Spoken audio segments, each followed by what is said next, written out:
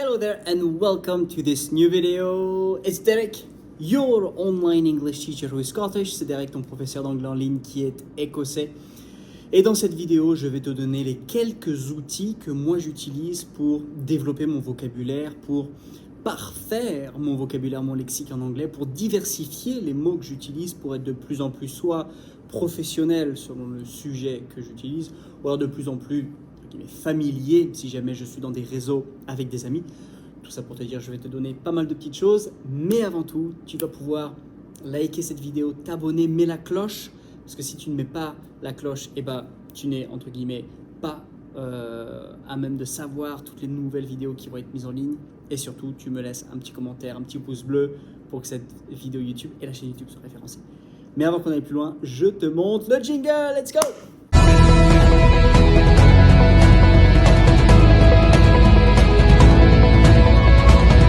C'est vrai que le lexique est un réel problème ou un challenge. Parce qu'il ne faut pas dire oh, c'est un problème, c'est difficile. Non, it's challenging. C'est un challenge pour beaucoup de francophones. Et rightly so. Alors quand on dit rightly so, c'est-à-dire et tout à fait, c'est bien, c'est un réel problème parce que c'est vrai que c'est compliqué. Tu vois, maintenant je suis aux États-Unis depuis plusieurs mois, j'ai pas mal de réflexes en anglais qui sortent et je pense que c'est une bonne chose. Mais à la fois, j'ai pas envie de perdre mon français, la culture. Et revenons à notre thématique, le vocabulaire. Alors, tu es sûrement face à cette situation où tu es là et tu te dis mais je ne connais pas les mots, j'ai pas les vocabulaires, je ne sais pas comment exprimer le fond de ma pensée.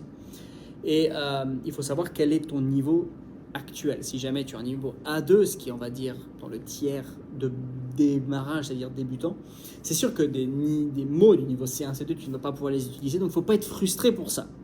Par contre, si tu as un niveau A1, A2, il faut absolument maîtriser ton entourage. Et là, il faut que tu ailles les maîtriser. Va pas chercher d'autres choses. Mais toujours est-il, on a tous besoin d'apprendre du vocabulaire, quel que soit notre niveau. Et moi, j'utilise plusieurs outils. Premier outil que j'utilise, c'est le dictionnaire Word Reference. Word Reference. Il y en a pléthore de dictionnaires. Moi, je l'aime beaucoup. Pour plusieurs raisons, c'est qu'il te donne pas mal d'exemples sur les mots à utiliser dans le contexte. Et tu peux les écouter. C'est-à-dire que non seulement tu les lis, non seulement tu as une définition, mais en plus tu peux les écouter. Et ça, je te conseille de vite mettre dans ton apprentissage du vocabulaire une diction et une écoute du mot. Parce que sinon, tu vas savoir l'écrire et tu ne vas jamais ni l'utiliser à l'oral, ni le comprendre quand quelqu'un le dit. Donc écoute-le, dis-le, lis-le. Écoute-le, dis-le, lis-le. C'est hyper important. Donc j'utilise, moi, le dictionnaire Word Reference. Deuxièmement, j'utilise le logiciel Xmind. Ou alors tu as d'autres logiciels comme MindMap ou FraMindMap. C'est quoi? Tu iras voir, je mettrai un lien dans la description. FraMindMap, c'est tout simplement, tu mets au milieu un mot ou un thème et tu peux faire une araignée pour développer cette idée-là.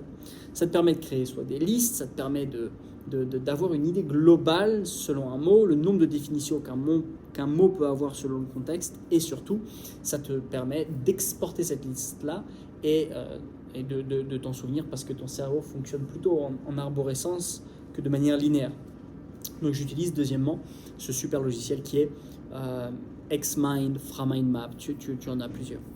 Troisième outil que j'utilise moi personnellement pour aider certains de mes coachés pour développer leur vocabulaire d'anglais, c'est Quizlet.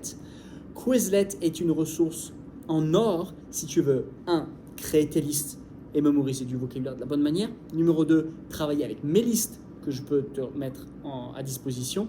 Et numéro 3. Tout simplement faire que tu vas te souvenir de ce que tu as appris. Parce qu'il n'y a rien de pire avec du vocabulaire, c'est que d'avoir des listes entières, des pages entières de mots que tu as eu suite à ta lecture et que tu oublies au bout de quelques jours, semaines. Moi, je t'encourage réellement à utiliser ces 3 outils-là. Number 1, a dictionary, pas pour apprendre les mots du dictionnaire, mais juste pour vérifier. Deuxièmement, c'est Xmind, FraMindMap pour créer des listes en arborescence. C'est vraiment super sympa. Troisièmement, c'est Quizlet.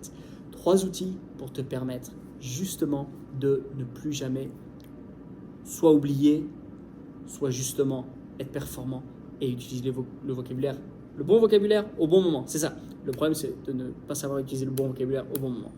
Et voilà. Dis-moi comment ça t'aide, tu me laisses un petit commentaire. Et maintenant, si toi aussi tu veux aller plus loin dans ton apprentissage de l'anglais, si, en fait, des vidéos YouTube c'est super, mais tu vas aller davantage plus loin si jamais tu veux non seulement débloquer ton anglais, mais parler anglais couramment, si jamais tu veux mettre vraiment les mots, tu veux te donner les moyens pour réussir, je t'invite à ma masterclass où tu vas apprendre premièrement comment faire pour réussir à parler régulièrement. Comment faire, deuxièmement, pour être exposé régulièrement à la langue anglaise. Et troisièmement, comment faire pour avoir un bon accent, pas avoir honte de son accent et débloquer ton oral pour pouvoir jusqu'à parler anglais couramment. Tu veux tout ça, tu cliques dans la description, masterclass gratuite et je te retrouve de l'autre côté. See you soon, bye!